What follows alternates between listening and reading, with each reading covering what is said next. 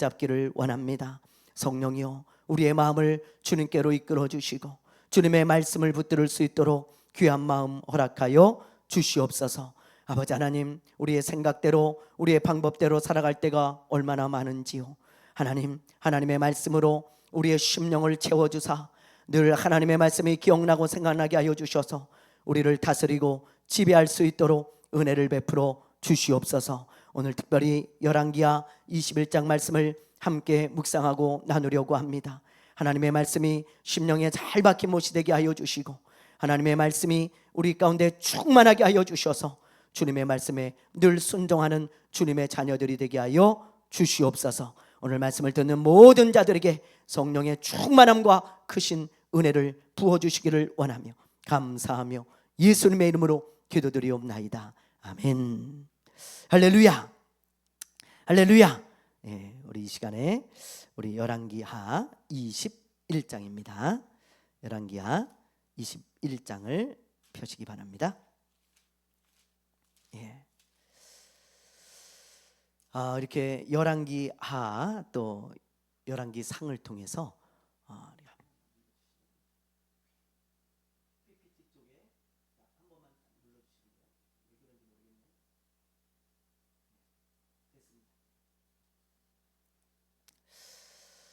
열왕기 상하를 통해서 이렇게 남유다 또 북이스라엘의 역사와 또 왕들의 이야기를 살펴보는 게 우리에게 큰 유익이 있네요. 제가 말씀을 묵상하면서 매번 읽었던 말씀인데 또 이렇게 은혜가 되어지고 다시 마음을 되잡고 또 이렇게 도전이 되고 은혜가 되고 그러는 것을 봅니다. 왜냐하면 인간의 역사는 반복되기 때문이에요. 우리가 행하는 것들을 이 사람들이 그대로 행했고 이 사람들이 행하는 것들을 우리가 또 그대로 행하고 있기 때문에 이런 것들을 보면서 우리가 끊임없이 깨닫고 마음에 새기지 않으면 우리도 이 암흑의 역사를 계속 반복할 수가 있잖아요. 그런데 이런 것들을 통해서 우리가 이렇게 배우니까 다시 한번 묵상하면서 또 깨닫게 되어지고 도전도 되어지고 너무너무 좋은 것 같아요. 하나님의 말씀을 묵상하는 것은 어찌됐건 우리에게 큰 유익입니다. 하나님의 말씀을 늘 사모하는 저와 여러분 되시기를 바랍니다. 지난주에는요, 죽을 병에 걸리자 벽을 바라보며 간절히 기도하는 히스기야 왕의 이야기를 우리가 봤습니다. 기억나시죠?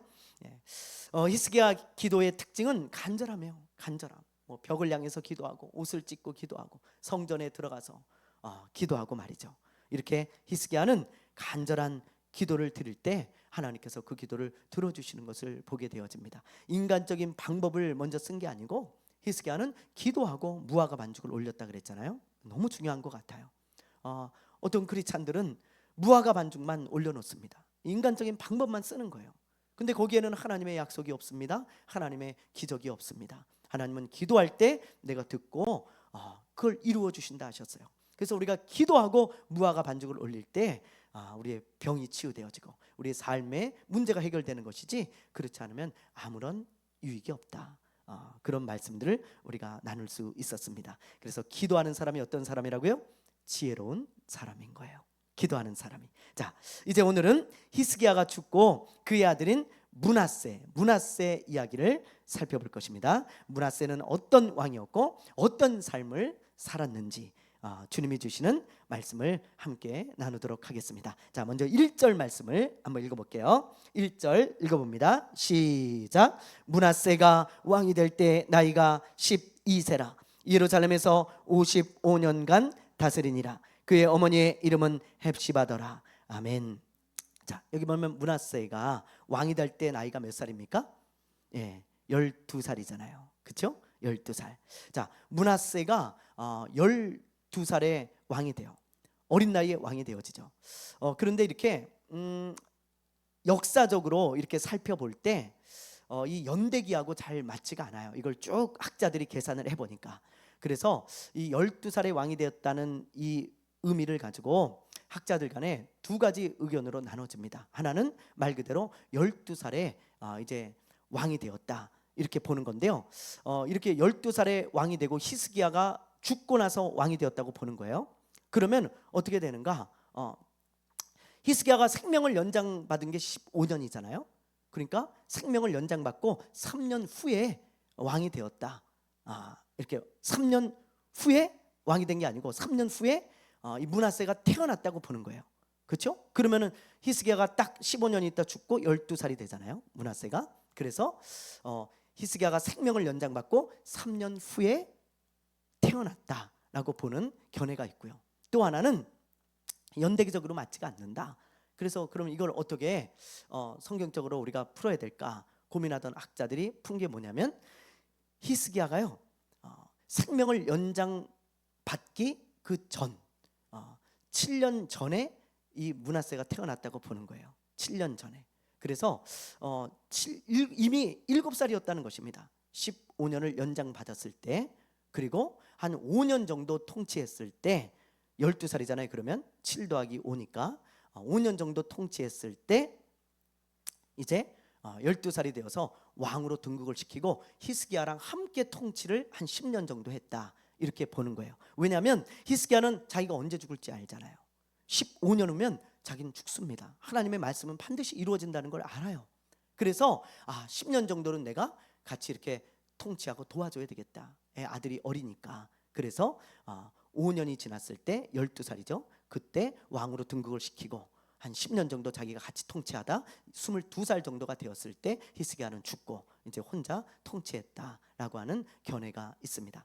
뭐 어떤 게 맞는지 모르겠지만 어쨌든 성경에 보면 12살의 왕이 되었다고 하니까 12살에 공동 통치를 했던, 단독으로 통치를 했던 왕이 된 겁니다. 자, 이렇게 이제 12살의 왕이 돼서 몇 년을 다스립니까? 55년을 다스립니다. 자, 여기 보세요. 여기 므낫세 14대 왕입니다. 55년을 다스렸어요. 근데 지금 남유다의 왕을 다 보면 아시겠지만 55년을 통치한 왕은 없습니다. 제일 오래 통치한 왕이 이 므낫세예요. 근데 북이스라엘 왕들 중에도 없어요. 자, 50년을 넘은 왕이 딱 두 사람이 있어요. 하나는 므낫세고 하나는 우시야 왕이 52년. 그래서 50년을 넘은 왕은 두 왕이고 그 중에서 가장 오래 통치한 왕이 므낫세였다. 그렇게 여러분들이 기억하시면 되겠습니다. 자, 이렇게 가장 오래 통치한 왕이 므낫세예요. 그런데 이 긴 시간 동안 어떤 일을 했을까요? 이 므낫세가요. 어떤 일을 했을까요? 참 기가 막힙니다.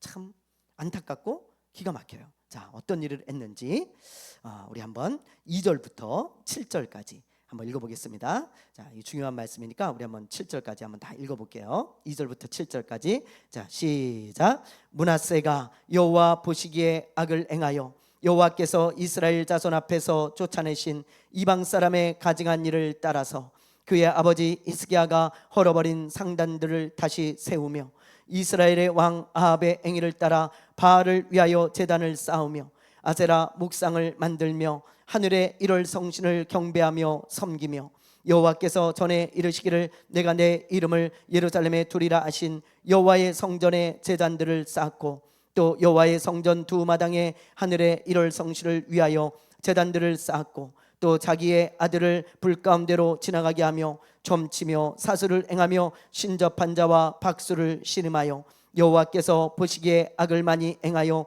그 진노를 일으켰으며 또 자기가 만든 아로새긴 아세라 목상을 성전에 세웠더라. 옛적에 여호와께서 이 성전에 대하여 다윗과 그 아들 솔로몬에게 이르시기를 내가 이스라엘의 모든 지파 중에서 택한 이 성전과 예루살렘에 내 이름을 영원히 둘지라. 아멘. 자, 기가 막히죠? 그죠? 어떻게 이렇게 히스기야하고 반대되는 삶을 살았는지 몰라요. 자기 아버지는요 우상을 다 없애잖아요. 다. 그렇죠? 우상을 그냥 아주 그냥 심혈을 기울여서 다 없앴습니다. 그리고 심지어 다른 어떤 왕도 못한 거 산당까지도 다 없애버렸어요. 완전히 그냥 종교 개혁을 해가지고 남유다 백성들을 하나님께 돌아갈 수 있도록, 하나님께 돌아올 수 있도록 만들어 놓은 왕이 히스기야입니다. 엄청난 일을 한 거예요. 만약에 우리나라가 그냥 온통 우상 천지잖아요, 예를 들면. 그런데 그거 다 없애고 하나님께만 경배하고 하나님께만 예배드리고 하나님의 백성이 될 수 있도록 그 종교개혁을 하고 길을 열었다. 굉장히 훌륭한 분이잖아요. 그렇죠? 하나님이 기뻐하고 하나님이 정말 사랑하는 그런 사람이 바로 히스기야였습니다. 그래서 이런 종교개혁을 단행하고 말이죠, 하나님을 정말 의지하며 순종하려고 몸부림쳤던, 그래서 하나님이 말씀하시기를 다윗 이후에 이런 왕이 없었다라고 평가할 정도로 아주 하나님이 사랑하고 기뻐했던 왕이 바로 히스기야입니다. 그런데 므낫세는 정반대잖아요. 자기 아버지가 없앤 우상을 다 다시 만듭니다. 우상을 섬기는 산당이나 신전도 만들어요. 각종 우상을 다 섬기는 거예요. 다 섬겨요. 바알도 섬기고 아세라도 섬기고, 여기 보면 지금 하늘의 1월 성실, 해, 달, 별, 이런 것들을 예루살렘 성전에 만들어 놓고 제단을 만들어 놓고 그런 것들을 섬기는 거예요. 그러면 하나님의 이 번제단, 여기 앞에 있던 번제단은 다 치워버리는 거예요. 그리고 이런 것들을 놓고 우상을 섬기는 것을 보게 되어집니다. 자, 그뿐만이 아니에요. 여기 보니까 심지어 자기 아들을 몰렉에게 바쳤다 그랬어요. 자, 불 가운데로 지나가게 했다. 이게 여러분 무슨 의미인지 이제 아시죠? 하도 많이 나오니까요. 야, 이렇게 몰렉이라는 이방의 우상이 있습니다. 그런데 이 얼굴은 소 모양인데 사람 형상을 하고 있어요. 우상이 뭐 이렇게 많이 돼 있잖아요. 그런데 여기 가운데 이 아궁이가 있습니다. 불이 있어요. 여기다 불을 지펴요. 그리고 여기다가 자기 자녀나 어린 아이들을 던져 넣어서 우상의 제물로 바치는 거예요. 또 어떤 기록에 의하면 여기 보세요. 이렇게 손이 이렇게 이제 있잖아요. 뻗어 있잖아요. 그래서 이렇게 손이 이렇게 뻗어 있어요. 그러면 여기 위에다가 아이를 올려놓는 거예요. 그러면 떼구르르 아이가 굴러가지고 여기 아궁이로 빠지게 되어 있었답니다. 참 생각만 해도 너무 잔인하죠. 너무 끔찍하지 않습니까? 이런 엄청난 살인을 자기 자신이 복을 받기 위해서 그렇게 한 거예요. 자식까지 바쳐가면서 자기가 성공하고 복을 받고 싶어가지고 이런 짓거리들을 한 거죠. 하나님이 이거 완전히 금지하는 거거든요. 절대 하지 말아라. 이런 가증한 일을 하지 말아라 그랬는데, 이걸 이방인이 해도 모자란데 이걸 하나님의 자녀고 백성이라는 사람들이 했고, 그리고 왕이라는 사람이, 이스라엘을 이끄는, 하나님의 백성들을 이끄는 왕이라는 사람이 자기 아들을 바치면서 복을 빌었어요. 그러니 여러분, 참 얼마나 어처구니가 없습니까? 온 나라를 우상의 소굴로 다시 되돌려 놓은 겁니다. 그러니 유다 백성들이 이런 것에 영향을 안 받겠어요? 당연히 받죠. 누차 말씀드리지만 좋은 것은 영향받는 게 힘들어요. 잘 안 받아요. 나쁜 것은요 얼씨구 나오고 그냥 따라하는 게 인간의 습성입니다. 그래서 히스기야가 간신히 하나님께 돌아오게 한 백성들이 다시 다 우상에게 돌아가는 그런 어처구니 없는 일이 발생합니다. 자, 9절을 한번 보세요. 9절 우리 한번 읽어보겠습니다. 시작. 이 백성이 듣지 아니하였고 므낫세의 꾀을 받고 악을 행한 것이 여호와께서 이스라엘 자손 앞에서 멸하신 여러 민족보다 더 심하였더라. 주변에 있는 이방 민족보다 우상을 더 많이 섬기는 그런 나라가 유다가 된 것입니다. 예. 그러니 하나님이 얼마나 진노하셨겠어요. 얼마나. 자, 6절을 보세요. 6절 읽어봅니다. 시작. 또 자기의 아들을 불 가운데로 지나게 하며 점치며 사설을 행하며 신접한 자와 박수를 신임하여 여호와께서 보시기에 악을 많이 행하여 그 진노를 일으켰으며, 하나님이 크게 진노하는 것을 보게 되어집니다. 아주 우상 종합 세트예요. 이 사람은 우상 종합 세트. 이 므낫세는 제가 봐도 열이 받치는데 하나님은 얼마나 화가 나셨겠어요. 그렇죠? 우리 집사람이 가끔 우리 아이들에게 이런 말을 해요. 엄마가 화를 낸다고 뭐라고 하지 말고 너희들이 하는 행실을 봐라. 엄마가 화가 안 나게 생겼나. 그런 말을 종종 하거든요. 근데 제가 그게 생각이 났어요. 이 말씀을 오늘 묵상하다가, 여러분 이 열왕기서를 보면 하나님이 진노하셨다는 표현이 굉장히 많이 나와요. 화를 내시는 표현이. 근데 그걸 보면서 하나님 왜 이렇게 화를 내지? 그런 생각만 하지 말고 여러분 이 화가 안 나겠는가? 이 사람들의 하는 행실을 보십시오. 너무 화가 나게 생겼잖아요. 히스기야가 간신히 하나님을 섬기도록 돌려놓은 것을 그의 아들 므낫세가 다시 다 우상의 소굴로 만들어 놓은 것을 보십시오. 예. 이런 최악의 왕이 바로 므낫세였어요. 므낫세. 저는 이걸 보면서 므낫세가 어쩌다가 그렇게 됐을까? 그걸 한번 생각해 봤어요. 어쩌다가 이렇게 최악의 왕이 되어지고 하나님의 진노를 사는 이런 왕이 되었을까? 사실 므낫세는 이렇게 될 만한 왕이 아닙니다. 여러분 한번 생각해 보세요. 므낫세의 아빠가 누구라 그랬어요? 히스기야잖아요. 히스기야는 다윗 이후로 가장 하나님을 경외하고 섬기는 왕이에요. 그러면 그런 히스기야의 신앙을 보면서 자랐잖아요.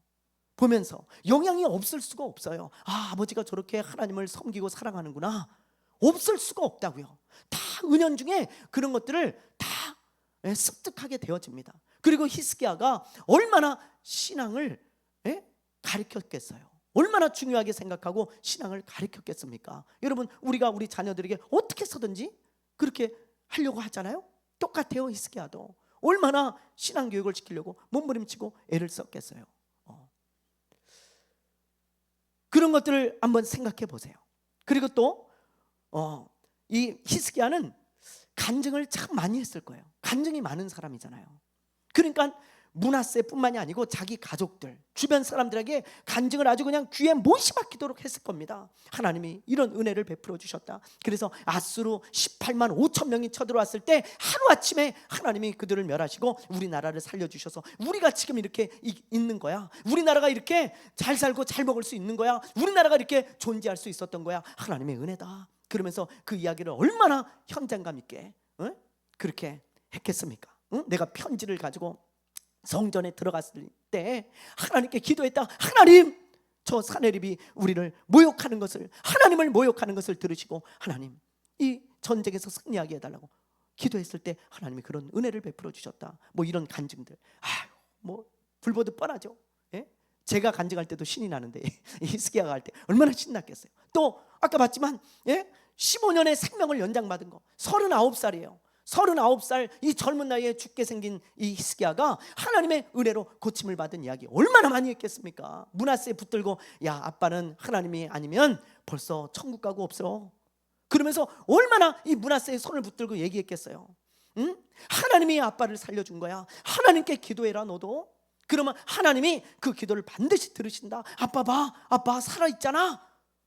아빠 아니면 너 아빠는 39에 벌써 죽었어.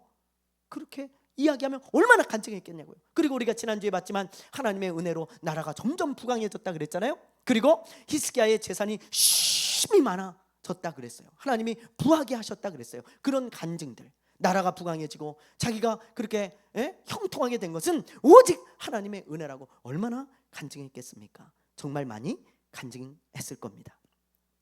그런데 그런 므낫세가 이렇게 될 줄 누가 알았어요? 그렇죠? 이렇게 될 줄 누가 알았냐고요. 그 간증을 듣고 눈으로 직접 본 그 므낫세가 이렇게 될 줄 어떻게 알았냐고요. 그 제가 생각해 봤어요. 왜 이렇게 되었을까? 이 사람은 남들보다는 훨씬 확률적으로 볼 때 하나님을 경외할 수 있는 확률이 많은 왕인데 왜 이렇게 우상의 소굴로 만들어버리는 그런 최악의 왕이 되었을까? 그런 겁니다. 왜 그렇게 되었을까요? 제가 이걸 묵상하다가 그 이름에서 힌트를 찾을 수 있었어요. 그 이름이 뭐예요? 뭐예요? 므낫세예요. 므낫세. 여러분 므낫세 하면 생각나는 거 없어요? 므낫세? 요셉의 아들이 므낫세와 에브라임입니다. 요셉. 자, 여러분 이 이름이 독특한 이름이에요. 물론 뭐 이스라엘에서 이런 이름을 쓰는 사람들이 나와요. 성경에 여러 나옵니다. 그런데 이 므낫세가 잊어버리다, 망각하다 그런 뜻이에요. 잊어버리다, 망각하다. 자기 아들을 이망각 이렇게 짓는 사람이 누가 있어요? 김망각 이렇게 짓는 사람이 누가 있냐고요. 굉장히 독특한 이름인 거예요. 따지고 보면. 자, 그래서 저는 이 므낫세라는 이름을 요셉의 아들을 보고 지었을 거라는 생각이 들었어요. 오늘 묵상을 하는데 요셉이 왜 므낫세라는 이름을 짓습니까? 자기 아들의 이름을. 이 요셉이 굉장히 고생을 많이 한 사람이죠. 형들에게 팔려가지고 이 보디발의 집에 노예로 팔려가지 않습니까? 그리고 거기서 누명을 쓰고 또 감옥에 들어가죠. 그리고 그 감옥에서 나와가지고 이집트의 총리가 되어지잖아요. 그때 자녀를 낳고 지은 이름이 므낫세와 에브라임이에요. 므낫세는 무슨 뜻이냐? 아까 얘기했듯이 잊어버리다 그런 뜻입니다. 그러니까 요셉은 이제 나의 그 고통스러운 삶을 이제 하나님이 잊어버리게 하실 것이다. 그리고 에브라임은 번창하다는 뜻이에요. 그리고 하나님이 나를 번창하게 하시고 이제 행복하게 하실 것이다. 그런 소망을 담아가지고 므낫세와 에브라임이라고 지었어요. 근데 아마 히스기야도 제가 볼 땐 그런 소망을 담아서 이 이름을 짓지 않았을까, 그런 생각이 들어요. 왜냐하면 히스기야도 고생을 참 많이 한 사람이거든요. 아까 보세요. 39에 죽을 고비를 넘긴 사람이에요. 죽을 고비를, 죽음의 문턱까지 갔다 온 사람이고요. 18만 5천 명이나 되는 아수르 군대가 쳐들어와 가지고 나라가 멸망할 위기, 그리고 조롱당하고 멸시당하고 그런 위기 가운데 처해져 있었고, 또 히스기야의 아빠가 아하스입니다. 우상을 엄청 섬긴 사람이에요. 이 앞뒤로 아버지도 그렇고 자녀도 그렇고. 그러니까 이 아버지가 그렇게 할 때 하나님이 재앙을 쏟아 부으셨거든요. 그러니까 그 재앙을 고스란히 함께 당한 사람이 히스기야예요. 히스기야. 그래서 고생을 참 많이 했는데 아마 이 므낫세를 낳고 하나님이 이제 저 요셉처럼 나에게 고통을 잊어버리게 하실 것이다, 이제 행복한 삶을 주실 것이다, 그런 소망을 담아서 짓지 않았을까, 그런 생각이 들더라고요, 오늘 묵상하는데. 그런데 이 므낫세는 고통을 잊어버린 게 아니고 뭘 잊어버렸어요? 하나님의 은혜를 잊어버린 거예요. 하나님의 은혜. 아버지로부터 들은 그 간증들 다 하나님의 은혜잖아요. 그리고 자기가 왕이 될 수 있었던 것도 하나님의 은혜예요. 왜? 아수르한테 멸망당했으면 자기는 없습니다. 왕 없어요. 유다 없어요. 그런 나라. 포로로 끌려가야 돼요. 그러니까 자기가 왕이 되고 이렇게 부강한 나라가 되고 이렇게 부귀영화를 누리면서 살아갈 수 있는 것은 전적인 하나님의 은혜라는 것을 자기 아버지를 통해서 배웠고 들었고, 그리고 자기 눈으로 본 거예요. 아, 이거 하나님 때문에 우리가 이렇게 된 거구나, 우리 가정이 이렇게 된 거구나, 분명히 알고 있어요, 므낫세도. 그런데 이 므낫세가 어느 순간 하나님의 은혜를 잊어버리고, 그리고 하나님을 버리고 말았어요. 그리고 우상을 섬기고 악을 행하고 타락하게 된 것입니다. 그래서 저는 이렇게 생각이 들어요. 신앙의 위기는요, 하나님의 은혜를 잊어버릴 때부터 시작되어져요. 그게 성경이 말하는 거예요. 계속해서 열왕기서를 보세요, 여러분. 왕들이 하나님의 은혜를 잔뜩 받은 왕들이 있습니다. 근데 은혜를 잊어버리면서부터 신앙의 위기가 시작되어지는 거예요. 이 므낫세도 마찬가지입니다. 하나님의 은혜를 잔뜩 받은 왕인데 하나님의 은혜를 잊어버리니까 이 이름대로 므낫세, 망각해야 되지, 망각해야 될 걸 망각해야지 하나님의 은혜를 망각해버리니까 신앙의 위기가 찾아오고, 그리고 하나님을 버리고 결국 타락하게 되어지는 그런 안타까운 일들이 일어나는 거예요. 사울 왕을 보세요. 사울은 자기가 왕이 될 사람이 아니라는 걸 잘 알고 있었잖아요. 그렇죠? 그래서 왕이 되라고 뽑았을 때 숨어버렸어요. 자기가 왕이 될 사람이 아닌 걸 누구보다 잘 알아요. 그런데 왕이 됐잖아요. 그 뭐예요? 자기 힘이에요? 하나님의 은혜예요? 하나님의 전적인 은혜예요. 이걸 잘 알고 있어요. 그때는 타락하지 않았어요. 이 사울도 신앙의 위기가 아니었습니다. 그런데 어느 때부터 잘못됩니까? 아말렉과 전쟁에서 승리했을 때, 그때 하나님의 은혜가 아니라 자기 힘으로 이겼다고 생각했어요. 내가 이겼다고 생각했어요. 내가 잘해가지고 리더십이 좋아서 내 능력으로 승리했다고 생각했어요. 하나님의 은혜를 다 잊어버리고 만 거예요. 그러니까 어떤 현상이 나타납니까? 자기 멋대로 하는 거예요. 하나님의 말씀대로 하지 않아요. 순종하지 않아요. 자기 멋대로 살려줄 거 다 살려주고 자기 멋대로 합니다. 그때부터 이 사울이 나락으로 떨어진 거예요. 하나님의 은혜를 잊어버리는 순간 그렇게 된 것입니다. 예전에 부산의 수영로 교회 정필동 목사님의 간증을 제가 해드린 적이 있잖아요. 이분이 교회를 개척하고 갑자기 교회가 폭발적으로 부흥하기 시작한 거예요. 사람이 막 몰려듭니다. 그러니까 자기가 어떤 생각을 했냐면, 내가 목회를 너무 잘하니까 내가 목회를 너무 잘해서 이렇게 부흥케 되는구나. 야, 사람이 막 몰려드는구나. 야, 역시 너는 참 목회를 잘하는 사람이야. 그러면서 자기 자랑을 하기 시작한 거예요. 자기도 그런 마음을 갖고 있고. 그런데 하나님이 그걸 보시면서 너희는 안 되겠다 하시면서 손을 대기 시작하는 거예요. 어떻게 손을 대냐? 어느 날 수요 예배에 이렇게 단에 섰는데요, 그전에는 예배당이 꽉 찼는데 한 사람도 안 온 거예요. 한 사람도. 그런 일이 있을 수 있냐? 없습니다. 막 부흥하는 교회에 수협에 한 사람도 안 온다? 자기 사모 한 명 앉아 있고 자기 혼자 서 있어요. 우리 교회도 작은 교회인데 이렇게 와 있는데 한 사람도 안 온다? 이거는 있을 수가 없는 일, 인간이 한 게 아닌 거예요. 이분이 딱 직감했어요. 예배를 안 드리고 엎드렸다는 거예요. 하나님, 어떻게 이런 일이 일어날 수 있습니까? 뭔 일입니까? 간절히 기도할 때 하나님이 주시는 마음이, 이놈아, 너 참 교만해졌다. 이게 네가 한 거냐? 이게 네가 한 줄 알지? 네 능력으로, 네 리더십으로 네가 목회를 잘해서 이렇게 된 거라고 생각하니? 그래, 너 잘해봐라. 난 손 뗄게. 안녕? 난 이제 손 뗀다. 네가 해라. 그리고는 하나님이 손을 떼려고 하신다는 그런 마음을 주시는 거예요. 기도하는데. 그래서 아이고 하나님 잘못했습니다. 하나님, 제가 하나님의 은혜를 잊어버리고 내 힘인 줄 알았네요. 하나님, 하나님의 은혜입니다. 그러면서 기도하고 간절히 기도할 때 서서히 회복되어져 가지고 다시 그렇게 많은 사람들이 나오게 되었다. 그런 간증을 하더라고요. 여러분, 하나님의 은혜라는 걸 잊어버리면서부터 우리에게 교만이 찾아와요. 교만이. 그리고 그 교만은 우리를 망칩니다. 그래서 신앙의 타락, 신앙의 위기는 하나님의 은혜를 잊어버리는 것부터 시작이 된다는 거예요. 그러므로 우리는 우리 안에 있는 므낫세를 조심해야 돼요. 잊어버림. 우리 안에 므낫세가 딱 자리를 잡는 순간, 하나님의 은혜를 잊어버리는 순간 우리가 잘못돼 가기 시작하는 거예요. 여러분, 하나님의 은혜 절대 잊어버리지 맙시다. 우리 하나님의 은혜라는 걸 알고 그 은혜라는 것을 마음에 꼭 담고 살아간다면 여러분, 신앙의 위기가 찾아오지 않아요. 하나님의 은혜인데 무슨 위기가 있겠어요? 하나님의 은혜인데요, 나의 나 된 것은 하나님께 더욱 가까이 나아가고 그 은혜를 간구하게 되지, 하나님을 멀리하고 하나님을 버리는 일이 없을 것입니다. 하나님의 은혜라는 것을 절대 잊어버리지 않는 요셉 같은 성도들 되시기 바랍니다. 아멘. 아멘. 예. 자, 두 번째 나눌 말씀은요, 우리 10절부터 15절입니다.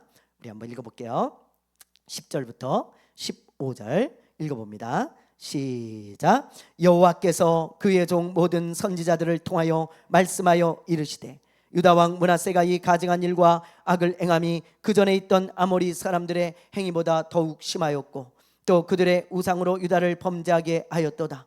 그러므로 이스라엘의 하나님 여호와가 말하노니, 내가 이제 예루살렘과 유다의 재앙을 내리리니 듣는 자마다 두 귀가 울리리라. 내가 사마리아를 잰 줄과 아합의 집을 다림 보던 줄을 예루살렘에 베풀고 또 사람이 그릇을 씻어 어품같이 예루살렘을 씻어 버릴지라.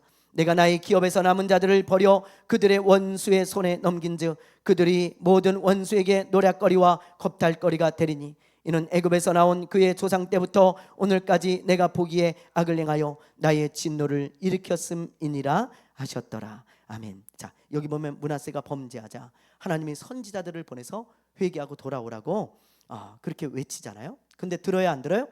안 들어요. 안 듣습니다. 말씀하시고 또 말씀하시고 기회를 주시고 또 주시는데 듣지 않아요.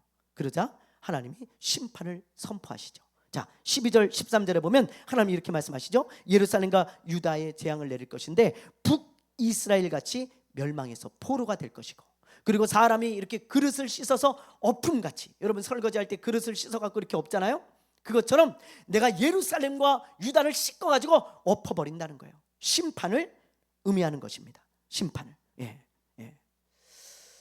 자, 이렇게 북이스라엘이 포로로 끌려갔듯이 유다 너희도 똑같이 포로가 되어 끌려가게 할 것이다. 하나님이 그런 심판을 선포하셨어요. 그러나 므낫세는 심판을 선포하시는데도 듣지 않습니다. 돌이키지 않아요. 예, 뭐 좋을 대로 하십시오. 나는 그냥 그대로 살겠습니다. 뭐 이러는 거예요. 그러면서 고집을 부리고 회개하지 않았어요. 그러자 하나님이 너 이놈 안 되겠다. 너 말로만 해서는 안 되겠다. 너 맛배기를 좀 보여줘야 되겠다. 그러면서 갑자기 아수르가 쳐들어와 가지고 므낫세를 포로로 잡아가게 하십니다. 자, 그런 이야기가 열왕기 하에는 나오지 않아요. 그러나 역대 하에 보면 그 이야기가 아주 자세하게 나옵니다. 그래서 열왕기 하를 볼 때 역대하도 같이 한번 보세요. 그러면 그 이야기 내용들을 우리가 알 수 있습니다. 자, 33절 자, 10절에서 11절 우리 한번 읽어볼게요. 자, 시작. 여호와께서 므낫세와 그의 백성에게 이르셨으나 그들이 듣지 아니하므로 여호와께서 아수르 왕의 군대 지휘관들이 와서 치게 하심에 그들이 므낫세를 사로잡고 쇠사슬로 결박하여 바벨론으로 끌고 간지라. 보세요. 므낫세가 회개하지 않자 하나님이 아수르가 쳐들어오게 해가지고 포로가 돼서 끌려가게 하시잖아요. 너 때문에, 므낫세 너 때문에 앞으로 이런 일이 유다에 일어날 거다. 그런데도 네가 듣지 않으니 내가 너에게 맛배기를 보여줄게. 그리고 므낫세가 끌려가게 하신 거예요. 아수르가 쳐들어와가지고. 자, 이걸 직접 체험하게 하셨어요. 자, 그러자 므낫세에게 심정의 변화가 있었어요. 자, 한번 볼게요. 어떤 변화가 있는지. 역대하 33장 12절 13절입니다. 시작. 그가 환난을 당하여 그의 하나님 여호와께 간구하고 그의 조상들의 하나님 앞에 크게 겸손하여 기도하였으므로 하나님이 그의 기도를 받으시며 그의 간구를 들으사 그가 예루살렘에 돌아와서 다시 왕위에 앉게 하시매 므낫세가 그제서야 여호와께서 하나님이신 줄 알았더라. 놀랍지 않습니까? 여러분, 너무 놀랍죠. 예. 므낫세가 어떻게 해요? 환난을 당하자 하나님께 회개하며 기도하기 시작해요. 예. 하나님께 이렇게 포로로 끌려가가지고 하나님께 기도하는 거예요. 환난을 당하자 그제서야 회개하며 기도하기 시작해요. 하나님, 잘못했습니다. 용서해 주십시오. 그러면서 이렇게 기록되어 있죠. 보세요. 하나님 앞에 크게 겸손하여. 교만이 그냥 하늘을 찌르던 이 사람이 크게 겸손했어요. 크게 겸손해진 거예요. 그냥 겸손해진 것도 아니고 크게 겸손해졌다. 그렇게 말씀하고 있는 것입니다. 그러자 하나님께서 어떻게 하십니까? 그 회개를 받으시고 다시 예루살렘으로 돌아오게 하세요. 놀라운 기적이죠. 포로로 끌려갔는데 예루살렘으로 다시 돌아오게 하시고 다시 왕의 자리에 복귀를 시켜 주십니다. 그리고 그때서야 하나님만이 참 하나님이라는 것을 깨닫고 우상을 하나씩 하나씩 버리기 시작해요. 저는 이게 회개의 힘이라고 생각합니다. 회개의 힘. 유다의 왕들 중에서 가장 최악인 왕 누구예요? 므낫세. 지금 우리가 보는 므낫세가 가장 최악의 왕이에요. 남유다의 왕 중에. 그런데 그런 최악의 왕도 회개하니까 하나님이 어떻게 하세요? 불쌍히 여기시는 거예요. 불쌍히. 그리고 그를 도와주시고 선하게 인도해 주세요. 참 저 같으면 네가 이놈아 그런 짓을 해놓고 회개 좀 했다고 내가 너를 도와주고 너를 받아줄 것 같아? 그러면서 끝까지 저 같으면 미워했을 것 같은데 우리 하나님은 안 그러세요.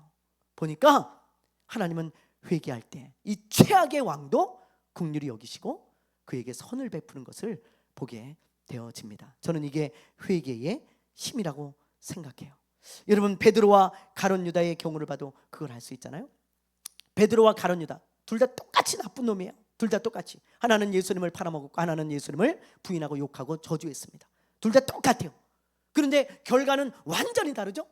이게 무슨 차이인가? 회개의 차이예요. 회개의 차이. 베드로는 예수님을 부인하고 회개하잖아요.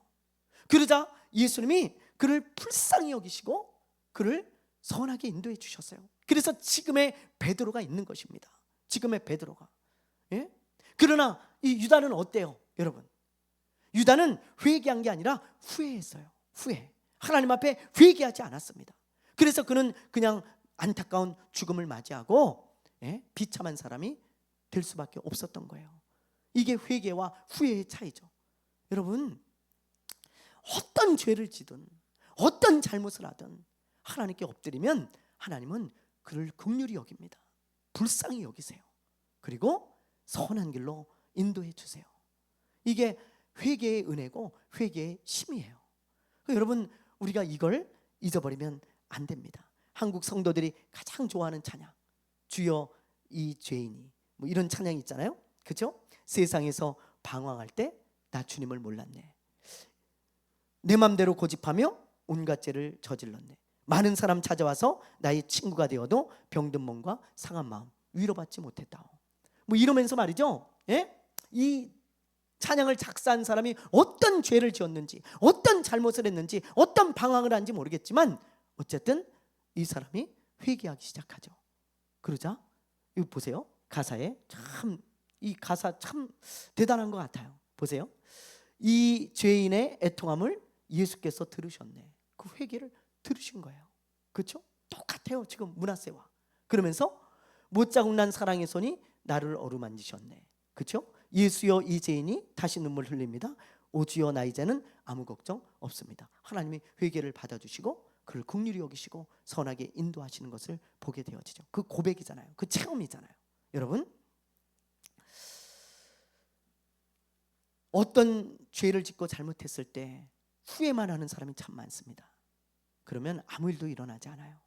그러나 하나님 앞에 엎드려 회개하면 하나님이 우리를 긍휼히 여기시고 선하게 인도해 주시는 것을 경험하게 될 거예요. 그게 회개의 힘이고 회개의 은혜입니다. 여러분, 이 므낫세, 이 사람 하나님이 불쌍히 여기실 것 같은가 보세요. 아니잖아요. 근데 이 사람을 불쌍히 여기시고 도와주시고 선하게 인도하는 것을 보세요. 이 세상에 하나님이 불쌍히 여기지 않을 죄인은 없습니다. 회개하면 하나님이 긍휼히 여기시고 불쌍히 여기시는 거예요. 우리가 잘못을 했을 때 후회만 하지 말고요, 하나님 앞에 회개해서 하나님의 긍휼히 여기심을 받는 하나님의 사람들 되시기 바랍니다. 아멘. 자, 이제 마지막으로 짧게 우리 유다의 15대 왕 아몬의 이야기를 보고 마치도록 하겠습니다. 자, 18절 19절 한번 볼게요. 18절 19절 읽어봅니다. 시작. 므낫세가 그의 조상들과 함께 잠에 그의 궁궐 동산 곧 우사의 동산에 장사되고 그의 아들 아몬이 대신하여 왕이 되니라. 아몬이 왕이 될 때 나이가 22세라. 예루살렘에서 2년간 다스리니라. 그의 어머니의 이름은 무슬레멧이시오 요빠 하루스의 딸이더라. 아멘. 자, 므낫세가 죽고 누가 왕이 돼요? 누가? 므낫세가 죽고 아몬이 왕이 되죠. 이거 보세요. 예, 므낫세가 14대 왕이에요. 므낫세가 죽고 아몬이 왕이 됩니다. 그렇죠? 자, 이때 나이가 몇 살이에요? 22살이죠. 그런데 너무 짧게 다스렸어요. 지금 말씀해 보면 몇 년을 다스렸다 그랬어요? 2년. 굉장히 짧죠. 너무 짧잖아요. 2년. 야, 정말 일장 충몽 같죠. 그러나 누차 말씀드리지만 길고 짧게 다스리는 게 그게 중요한 게 아닙니다. 그보다 훨씬 중요한 건 뭐예요? 어떻게 살았는가. 훨씬 중요해요. 인생도 마찬가지잖아요. 인생도 길고 짧은 것 그것도 중요하지만 그것보다 훨씬 중요한 것은 뭐냐? 어떻게 살았는가. 그게 훨씬 더 중요한 거예요. 훨씬 더 중요해요. 예.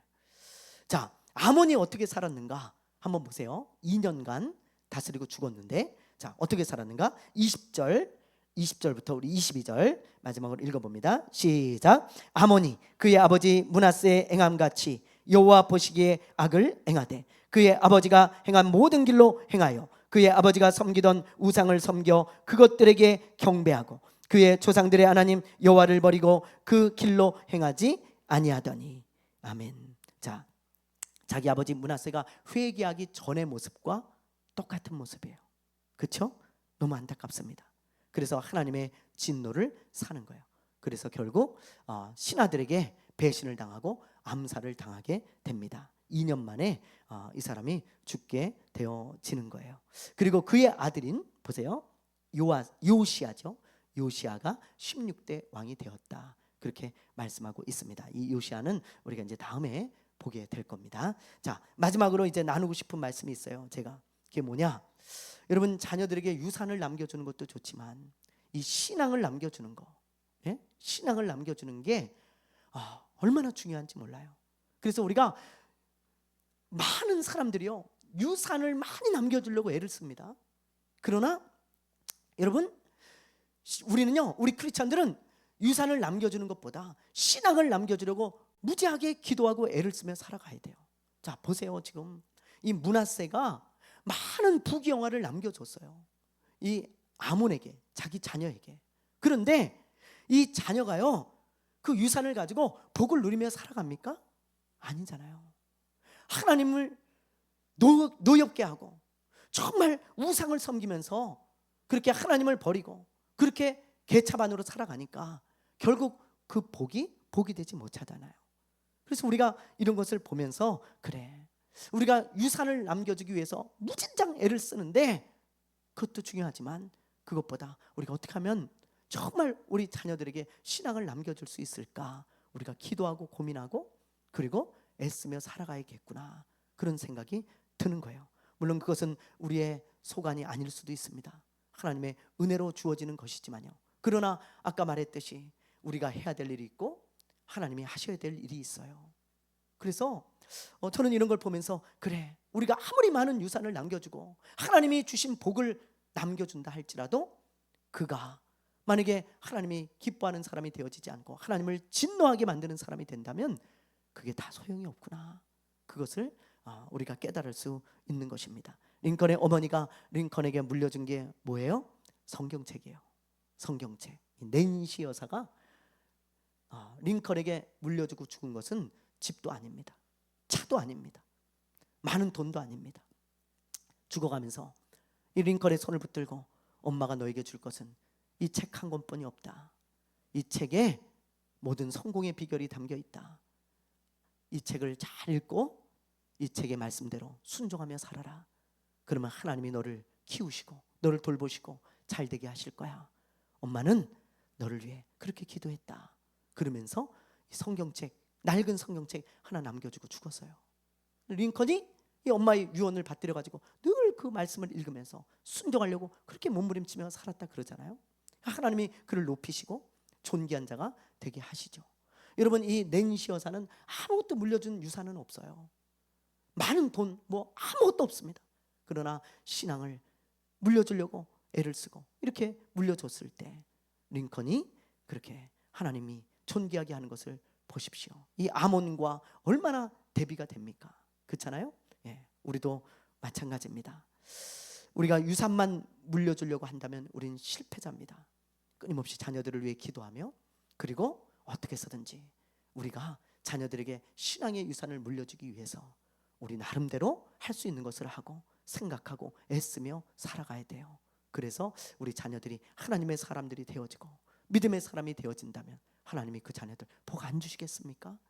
저보다 또 여러분보다 더 큰 복을 주실 줄로 믿습니다. 우리 자녀들이 더 큰 복을 받게 될 줄로 믿습니다.